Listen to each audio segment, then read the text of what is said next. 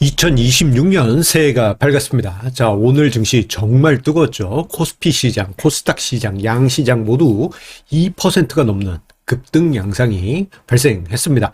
자, 올해 증시 이렇게 뜨겁게 시작하면서 작년과 같은 그러한 강한 시장이 이어질 것이다라는 기대감이 높아지고 있는데요. 자, 과연 올해 증시는 어떻게 흘러가게 될까요? 자, 오늘 증시 토크 함께 하시죠. 자, 올해 주식시장 첫날부터 정말 강했습니다.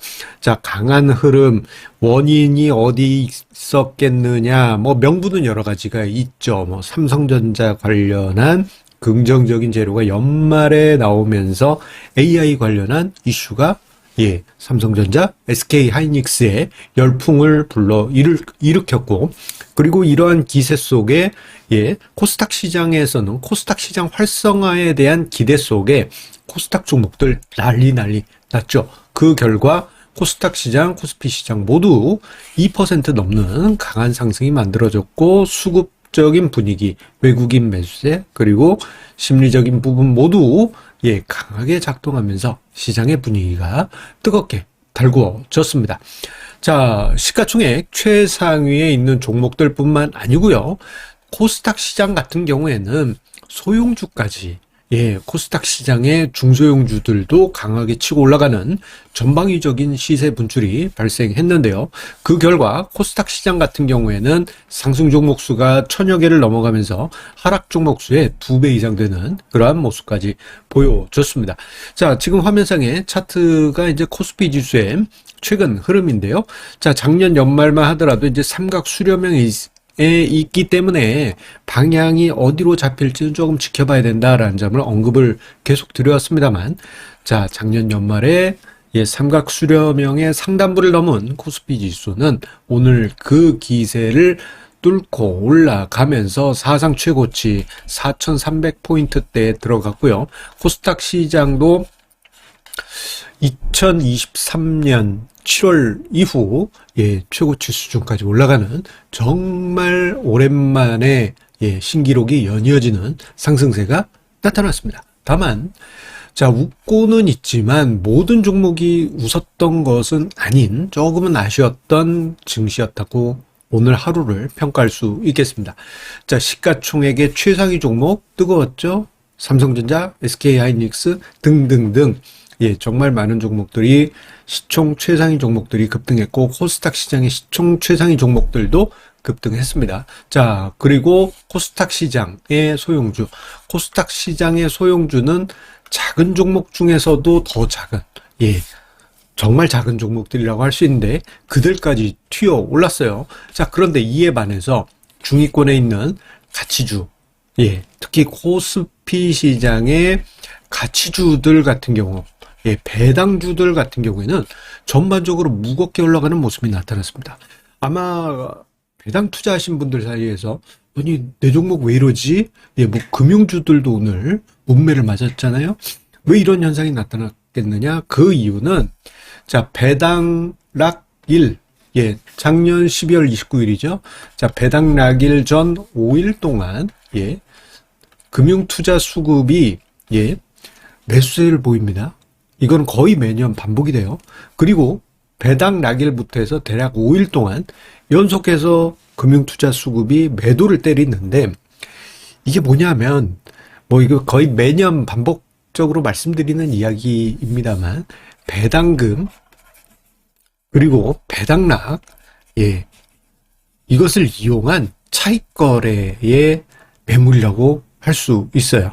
자, 그런데 올해 같은 경우에는 한두 해 전부터 심화되는 현상이긴 한데, 배당 기준일이 12월 말일이 아니고, 3월 주총 전후로 많은 대형주들이 바뀌면서, 이제 이러한 차익 거래가 코스피 중소형주에 많이, 쫙 사용된 게 아닌가 싶습니다. 그래서 종목들 쭉 보면요, 어이없이 급락한 코스피 가치주, 코스피 배당주들이 많이 보이는데, 오히려 이거는 다음 주 초에는 일단락 될 것으로 보여집니다. 이건 너무 기계적인, 인위적인, 어떻게 보면 왜곡된 현상이기 때문에, 오히려 왜곡 후에는, 갑자기 오히려 반대급부가 발생할 수 있는 거예요.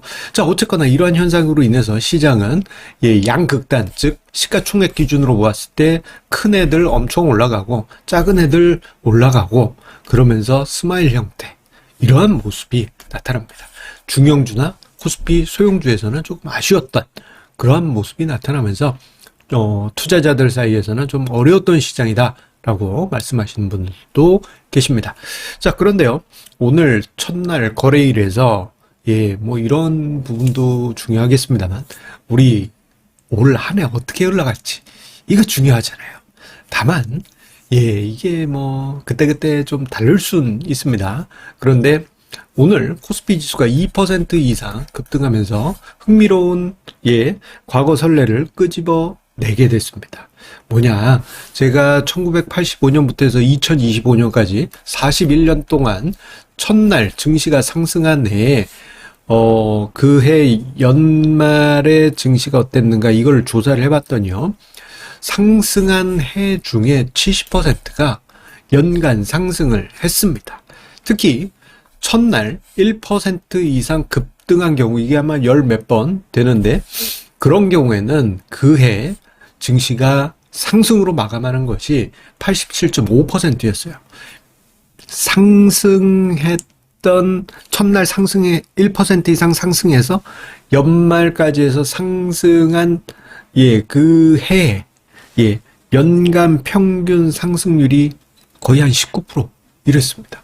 그래서 나름대로 큰 기대를 가지게 해요. 다만 지금은 우리가 또 한편 생각할 게 있습니다. 작년에 코스피 지수가 75%나 급등을 했기 때문에 지금 자리에서 시장이 더 간다, 이렇게 이야기하기는 조금 어려운 부분도 있습니다. 왜냐하면은 이제는 트램펄린 효과가 없죠. 저평가된 국면에서 튀어오르는 이러한 효과가 없기 때문에 작년처럼 뭐 그렇게 드라마틱하게 상승한다든가 뭐 정말 그 정도까지는 아니더라도 엄청난 상승이 있을 것이다 라고 보기는 좀 어려울 수 있습니다.